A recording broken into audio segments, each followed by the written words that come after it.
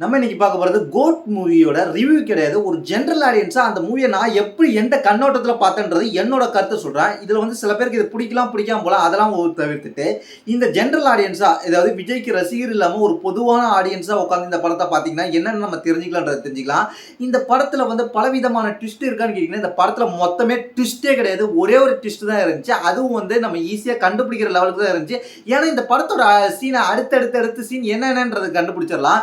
இந்த படத்து மூலமாக நம்ம ஒரு வேர்ல்ட் டூரே போயிட்டு வரலாம். ஏன்னு கேட்டிங்கன்னா அந்த அளவுக்கு இந்த படத்தை வந்து பல நாடுகளில் போய் ஷூட் பண்ணியிருக்கிறாங்க. இந்த படத்தோட டீம் ஃபுல்லாகவே வேர்ல்டு ஃபுல்லாக பயணிக்கிறாங்க. அவங்களோட ஆசைகள்லாம் நிறைவேற்றிக்கிட்டாங்கன்னு நினைக்கிறேன் படத்துக்குள்ள எல்லா நாட்டுக்கும் போகிறதுக்கு. எப்போ எங்கெங்கே போயிருக்காங்கன்னு கேட்டிங்கன்னா படத்தோட ஸ்டார்டிங் வந்து ஓமனில் வருது. அதுக்கப்புறம் வந்து இந்த படத்தில் இருந்து திடீர்னு டெல்லிக்கு காமிக்கிறாங்க. கிட்டத்தட்ட ஒரு 2008 ஸ்டார்டிங் ஸ்டோரி ஆகுது. அதுக்கப்புறம் என்னன்னு கேட்டிங்கன்னா இது விஜய்க்கு மொத்தம் எத்தனை கேரக்டர்ன்றதெல்லாம் நம்ம டீட்டெயிலாக சொல்கிறோம். மொத்தம் வந்து இந்த படத்தில் வந்து என்னென்ன கண்ட்ரிக்கு போயிட்டு வரலான்னு கேட்டிங்கன்னா ஓமனுக்கு போகிறாங்க, திடீர்னு டெல்லிக்கு வராங்க, திடீர்னு சென்னைக்கு போகிறாங்க, திடீர்னு அதுக்கப்புறம் பார்த்தீங்கன்னா தாய்லாந்துக்கு போகிறாங்க, அதுக்கப்புறம் திடீர்னு பார்த்தா ரஷ்யாவுக்கு போகிறாங்க. கிட்டத்தட்ட ஒரு பெரிய பெரிய சிட்டிஸ்லாம் இந்த படத்தில் நம்ம வாட்ச் பண்ணிக்கலாம். அதுக்கப்புறம் என்ன நடக்குதுன்னு கேட்டிங்கன்னா இந்த படத்தோட மெயின் வில்லன் யாருன்னு கேட்டிங்கன்னா விஜய் தான். விஜய்க்கு வில்லனே விஜய் தான். அதாவது தளபதிக்கு வில்லன் வந்து இளைய தளபதி. இந்த படத்தில் வந்து விஜய்க்கு மொத்தம் வந்து 4 கேரக்டரான்னு கேட்டிங்கன்னா 4 கேரக்டர் கிடையாது, 2 கேரக்டர். 2 கேரக்டரில் வந்து என்ன கேட்டிங்கன்னா ஒன்று வந்து யங்கஸ்ட் விஜய், அதாவது உங்கள் நார்மல் ஏஜ், அதாவது 30 to 40 ஏஜில் இருக்கிற விஜய். அதுக்கப்புறம் வந்து அந்த ஒரு ரிட்டையர்மெண்ட் ஆன ஏஜில் இருக்கிற விஜய். 2 விஜயுமே ஒரே ஆள் தான். அவர் வந்து ஸ்குவாடில் இருக்கும்போது ஒரு கேரக்டர், அதுக்கப்புறம் ஸ்குவாடை விட்டு ரிட்டையர்மெண்ட் ஆனப்போ ஒரு கேரக்டர். அதுக்கப்புறம் இன்னொரு விஜய் என்ன விஜய்னு கேட்டிங்கன்னா அதாவது ஸ்கூல் ஸ்டூடெண்ட் லெவலில் இருக்கிற ஒரு விஜய். அதுக்கப்புறம் வந்து டீனேஜ் விஜய். இந்த 2 விஜயுமே ஒன்று தான். ஏன்னா அவரோட கதையும் அப்படி தான் வருது, இவங்களோட இளமை காலத்து கதையும் வருது, அந்த விஜயோட இளமை காலத்துக்கு வருது. என்னன்னு கேட்டிங்கன்னா விஜயோட பையனை, அதாவது தளபதி விஜயோட பையனை கடத்திட்டு போயிடுறாங்க. அது யார் கடத்துறான்னு கேட்டிங்கன்னா வில்லன் யாருன்னு கேட்டிங்கன்னா மோகன் வந்து ரொம்ப நாள் கழிச்சு தன்னோட ஆக்டிங்கை வந்து வேற லெவல் பண்ணியிருக்காரு. ஏன்னா இந்த படத்தில் வந்து கிட்டத்தட்ட 15 மெயின் கேரக்டர் இருக்காங்க. 15 பேருமே வந்து அவங்களோட சினி ஃபீல்டில் வந்து வேற லெவல் உயரத்தில் இருக்கிறவங்க தான். அதனால அவங்களோட ஃபேன்ஸ் கொஞ்சம் 10 பேர் வந்தாலே போதும். ஒவ்வொரு செலிபிரிட்டியோட ஃபேன்ஸ் 10 பேர் வந்தாலே போதும். தியேட்டர் ஃபுல்லாக ஆடியன்ஸ் வந்த மாதிரியே இருப்பாங்க. ஏன்னு கேட்டிங்கன்னா கிட்டத்தட்ட 15 பேர் இருக்காங்க. அந்த படத்தில் யார் இருக்காங்கிறது நம்மளால ஒரு லிஸ்ட்டே எடுக்க முடியாது. லிஸ்ட் அப்படியே நான் சொல்கிறேன் பாருங்க. தளபதி விஜய் இருக்கிறாரு, அதுக்கப்புறம் வந்து ஜெயராம் இருக்கிறாரு, அதுக்கப்புறம் பிரசாந்த் இருக்கிறாரு, அதுக்கப்புறம் பிரபு இருக்கிறாரு, அதுக்கப்புறம் மோகன் இருக்காரு, அதுக்கப்புறம் வைபவ் இருக்கிறாரு, பிரேம்ஜி இருக்காரு, வத்திக்குச்சி படத்தோட ஹீரோ இருக்கிறாரு, அதுக்கப்புறம் வந்து காயத்ரி இருக்கிறாங்க, அதுக்கப்புறம் ஸ்னேகா இருக்கிறாங்க, லைலா, யோகி பாபு, அதுக்கப்புறம் எஸ்கே சிவகார்த்திகன், அதுக்கப்புறம் ஃபைனலாக நம்ம தலை டோனி இருக்கிறாரு. இதில் வந்து தலை டோனி பற்றி தலைன்னு சொல்லும்போது அந்த இடத்துல மங்காத்தா மியூசிக் வருது.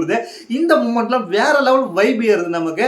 கிளைமேக்ஸ்ல வந்து சிஎஸ்கே ஜெயிக்குமா மும்பை ஜெயிக்குமா அப்படின்ற பரபரப்பையும் நம்ம கொண்டு போறாங்க. அதே நேரத்தில் வந்து இந்த தளபதி விஜய்க்கும் இளைய தளபதி விஜய்க்கும் என்ன நடக்கும் அப்படின்றதையும் பரபரப்பையும் கொண்டு போறாங்க.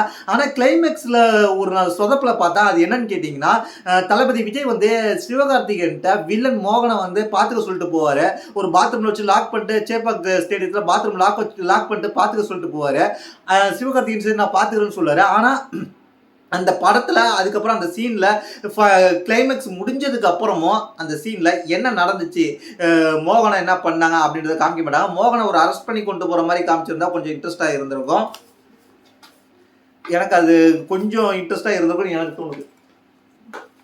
கொஞ்சம் இன்ட்ரெஸ்டாக இருந்திருக்கும்னு எனக்கு தோணுது. அந்த இடத்த கொஞ்சம் படம் மிஸ் பண்ணிட்டாங்கன்னு சொல்லிடலாம். அதுக்கப்புறம் வந்து எடிட்டிங்கில் ஒரு இடத்துல சொதப்பிட்டாங்க. ஃபஸ்ட்டு இளைய தளபதி விஜய் வந்து ஃபஸ்ட்டு ஜெயராம் கொல்றதுக்காக பைக்கில் வேகமாக ஒரு ட்ரெயினை சேஸ் பண்ணிட்டு போவார்.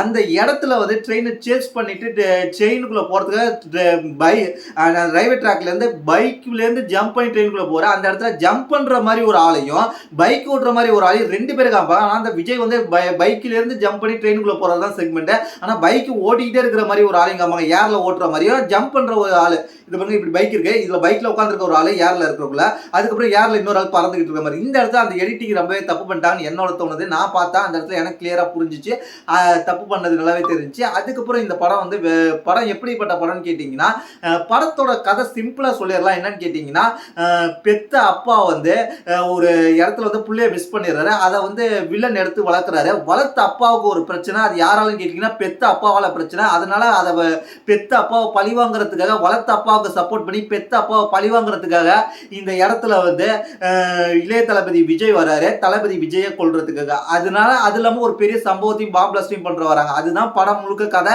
இந்த படம் வந்து நம்ம பார்க்கலாம்னு கேட்டீங்கன்னா இதுல என்ன ட்விஸ்ட் இருந்துச்சுன்னு கேட்டீங்கன்னா, ட்விஸ்ட் சொல்லிட்டுனா உங்களுக்கு அந்த சுவாரஸ்யம் போயிடும். ஒரே ஒரு ட்விஸ்ட், இன்னொன்று ட்விஸ்ட் தான் அது. அதெல்லாம் ரொம்ப பெரிய லெவல் ட்விஸ்ட்லாம் கிடையாது. படத்தோட சுவாரஸ்யம் போயிடும். படம் வந்து எப்படின்னு கேட்டீங்கன்னா, என்ன பொறுத்த வரைக்கும் ஒன் டைம் வாட்ச் பண்ணலாம். ஏன்னா எல்லா பட்டாளமும் இருக்கிறதுனால கிட்டத்தட்ட ஒரு 15 பேர் இருக்கிறதுனால இந்த படம் வந்து 15 பேரோட ஃபேன்ஸ் பார்த்தாங்கன்னா இந்த படம் கண்டிப்பா வேற லெவல் சக்சஸ் ஆகிறதுக்கு வாய்ப்பு இருக்கு.